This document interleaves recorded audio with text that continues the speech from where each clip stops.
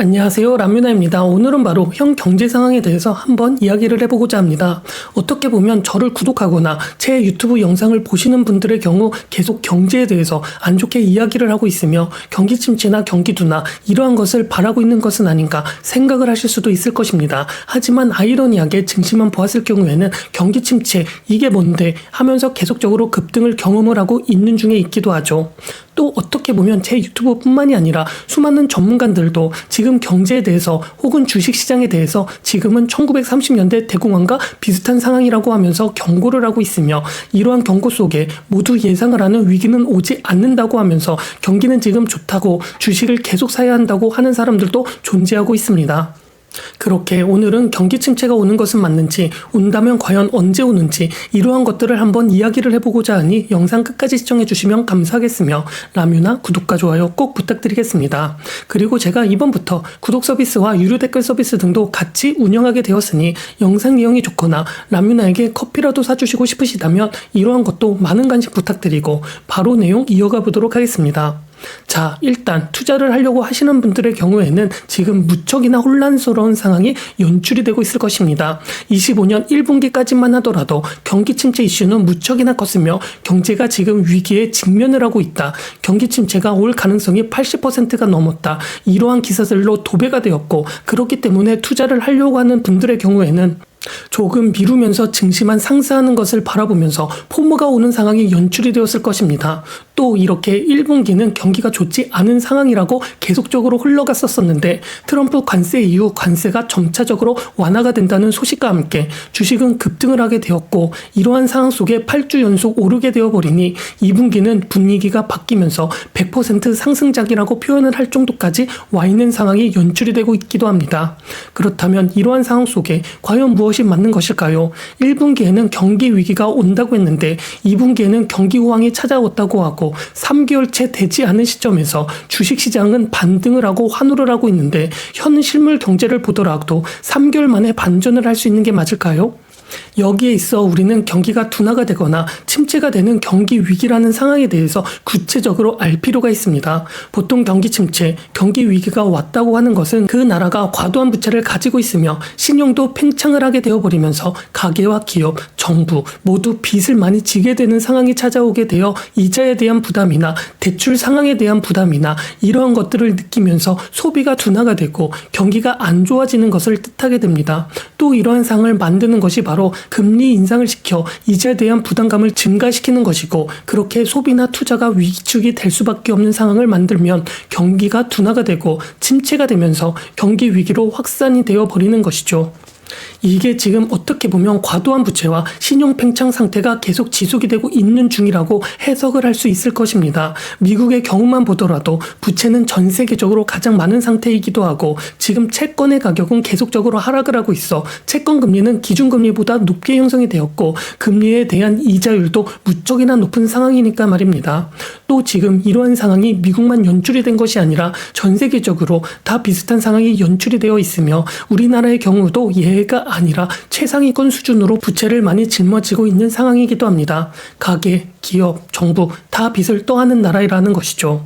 어떻게 보면 정부 부채 부담에 있어 GDP 대비 미국은 120%, 일본은 200%로 한국은 50% 정도로 선진국 중에서는 중간 정도 이러한 수준으로 낮은 편에 속하고 있지만 가계부채의 경우 GDP 대비하여 무려 95%로 세계 최고 수준 중의 하나이며 25년만 보았을 경우 사상 최고 수준까지 올라간 것을 알 필요가 있고 이뿐만이 아니라 기업 부채의 경우 GDP 대비하여 60%에서 70%를 차지하고 있어 아시아 비규명 기업 부채 증가가 빠른 수준까지 올라가고 있기도 합니다. 어떻게 보면 이러한 상황이 한국뿐만이 아니라 전 세계적으로 계속적으로 부채가 증가를 하고 있으며 신용도 팽창을 경험을 하고 있는 것을 보여주고 있는 것이죠.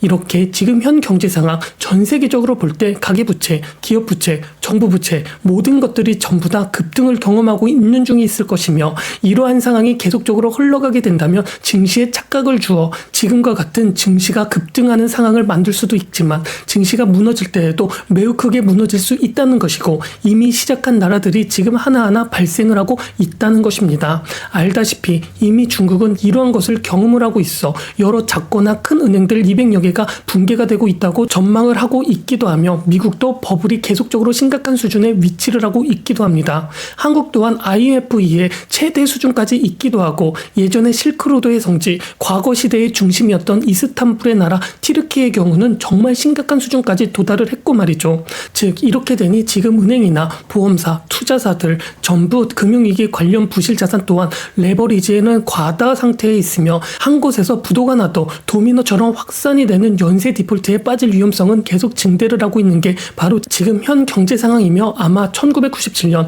아시아 외환위기나 얼마 전에 발생을 했던 2013년 SV 은행 붕괴 같은 사건도 또 한 번 일어나지 않을까 염려스러운 부분이기도 할 정도입니다.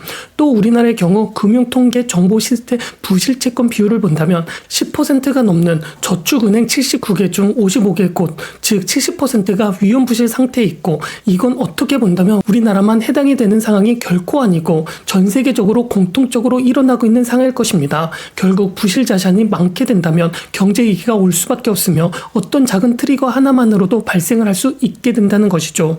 또 이러한 상황을 증명이라도 한 듯 지금 너도 나도 빚을 지면서 가계부채나 기업부채나 정부부채 모두 할 것 없이 빚을 지면서 자산에 투자를 하고 있어 부동산이나 주식, 암호화폐 등 자산 가격은 비정상적으로 상승을 하고 이것은 어쩌면 이미 거품을 형성이 되었을 수도 있는 상황까지 왔습니다. 금리 인상을 했음에도 불구하고 버블이 꺼지지 않고 소비와 투자고 급감을 하지 않고 실물 경제도 타격을 주지 않는 상황이 연출이 되었고 이게 결국 자산 가격에 거품이 형성이 되고 있다는 것을 보여주고 있으며 이러한 상황이 오게 되니 버핏 지수라고 알려진 주식시장의 시가총액을 해당 국가 국내 총생산으로 나눈 값은 100여 년 만에 최대 버블이 나타나게 되어 200%를 돌파를 하고 있는 상황이 연출이 되고 있습니다.